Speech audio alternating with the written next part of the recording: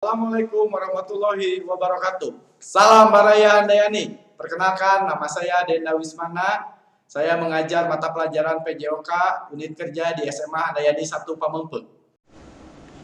Assalamualaikum warahmatullahi wabarakatuh. Untuk pertemuan kali ini kita akan membahas mengenai aktivitas pembelajaran permainan bola voli dengan tema hakikat pola penyerangan permainan bola voli. Pola penyerangan dimaksudkan untuk memaksa regu lawan bermain menurut keinginan regu yang menyerang. Penyerang harus mampu memimpin pertandingan secara aktif dan progresif untuk mematahkan perlawanan regu lawan. Untuk memenangkan suatu pertandingan diperlukan pola dan taktik penyerangan yang tepat dan efektif, yang mencakup taktik perorangan dan taktik regu. Dengan taktik yang tepat, lawan akan terbawa pada permainan kita. Prinsip taktik penyerangan adalah usaha untuk mematikan bola di lapangan permainan lawan dengan cara yang tidak melanggar peraturan permainan. Taktik-taktik individual penyerangan tidak dapat dipisahkan dari cara penyerangan menghadapi blok dan pertahanan posisi. Berhasil tidaknya penyerangan sangat bergantung pada pemberian bola dari setter kepada penyerang yang bersangkutan. Formasi permainan bola voli. Formasi permainan adalah suatu bentuk pengaturan posisi pemain dari suatu regu, baik pada saat menyerang maupun bertahan. Ada 3 formasi standar dalam bola voli yang dikenal dengan formasi 4-2, 6-2, dan 5-1, yang mana mengacu pada masing-masing jumlah hitter dan setter. 4-2 adalah formasi yang paling dasar yang biasanya digunakan untuk pemula, sedangkan 5-1 untuk tingkat pemain yang lebih tinggi atau ahli. Ada 4 bagian posisi-posisi pemain bola voli. Yang pertama ada pengumpan atau sering disebut dengan set upper atau juga biasa disebut dengan tosser. Tosser adalah pemain yang memiliki tugas untuk mengoper bola kepada teman satu timnya dan mengatur ritme jalannya permainan. Yang kedua ada pemukul atau spiker. Spiker adalah pemain yang memiliki tugas untuk memukul bola agar jatuh di area pertahanan permainan lawan. Yang ketiga ada libero. Libero adalah pemain yang memiliki tugas bertahan dengan cara menahan bola dari pukulan lawan. Pemain ini bisa bebas dalam keluar masuk pertandingan, namun tidak boleh melakukan teknik smash. Pemain libero hanya boleh menggunakan passing bawah atau passing atas jika bola ingin melewati net. Yang terakhir ada pemain bertahan atau defender. Defender adalah pemain yang memiliki tugas bertahan untuk menerima serangan dari tim lawan. Dalam permainan bola voli ada yang dinamakan cover atau penutup.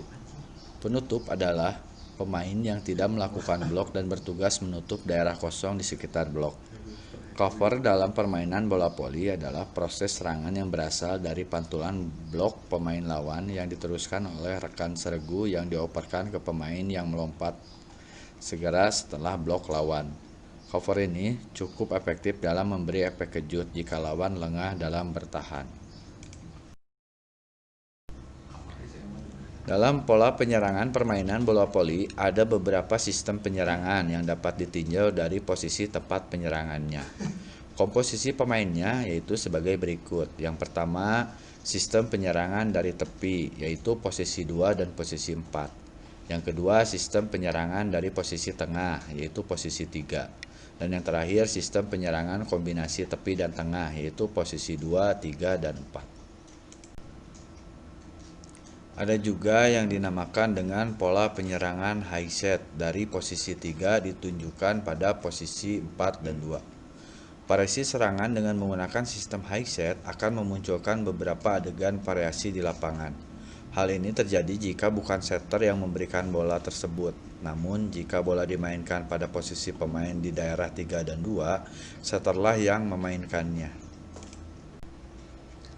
Yang ketiga ada yang dinamakan dengan pola penyerangan set dari posisi 2 diarahkan pada posisi 3 dan 4. Sistem kombinasi serangan ini sering dilakukan dalam pertandingan yang dimainkan dengan cara high set dan short set.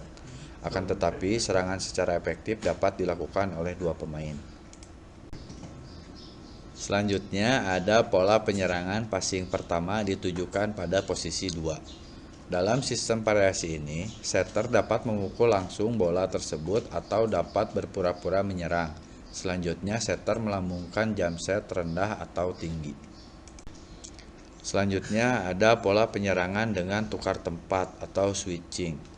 Suatu keharusan bahwa pola penyerangan dilakukan dengan menukar tempat pada posisi 3 dan 4 dengan bergerak menyilang menuju arah penyerangan. Dan yang terakhir ada pola penyerangan dengan tipuan, smash, dan penempatan bola. Cara melakukannya yang pertama membuat variasi serangan dengan saling menyilang di daerah serang terutama oleh pemain yang berada di posisi 2, 3, dan 4. Kemudian jika menghadapi pertahanan lawan yang kuat, gunakan sistem tipuan. Dan yang terakhir, penempatan bola harus di daerah yang sulit dijangkau oleh pihak lawan. Bagian yang kedua yaitu pola pertahanan permainan bola voli. Pertahanan merupakan bagian permainan yang harus diperhatikan dengan serius, mengingat andilnya yang besar untuk memenangkan pertandingan dalam suatu permainan bola voli. Pola pertahanan adalah cara bertahan dalam keadaan pasif menerima serangan guna mengantisipasi tim dari kekalahan. Pola pertahanan ini menjadi bagian dalam permainan yang sama pentingnya dengan penyerangan. Tanpa pola pertahanan, tim akan cepat mudah goyah ketika lawan menyerang. Pertahanan adalah fondasi utama untuk melakukan serangan terhadap tim lawan. Tanpa ada pertahanan yang baik, mustahil rangkaian serangan tim dapat dilakukan dengan baik. Ada 3 tahapan yang harus diperhatikan dalam pertahanan permainan bola voli. Yang pertama yaitu tahap permulaan atau start. Yang pertama, kedua kaki terbuka sedikit lebar dari bahu sedangkan lutut ditekuk. Kemudian kaki bawah menjadi tumpuan berat badan. Kedua lengan berada di depan tubuh atau ditekuk sedikit di siku. Kedua lutut didorong ke depan lebih jauh sedikit dari letak ujung jari kaki. Tahapan yang kedua yaitu tahapan menerima bola. Yang pertama, pemain mendekatkan kedua belah tangan agar bola mudah diterima. Jika memungkinkan, bola sebaiknya diterima dengan bawah kedua lengan agar lebih rileks dan nyaman. Semakin cepat laju bola, smash misalnya, semakin cekatan pula permainan lengan pemain. Dan yang ketiga ada tahap gerakan akhir atau follow through.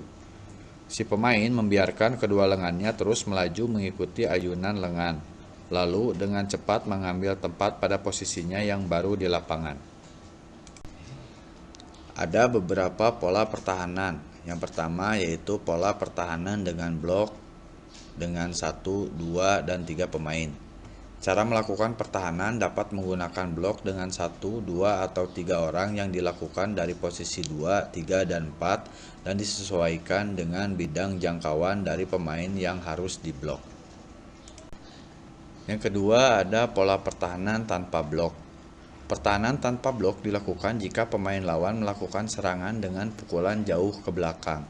Oleh karena itu, sistem pertahanan dilakukan dengan cara membentuk formasi 5 atau 6 pemain di daerah bertahan.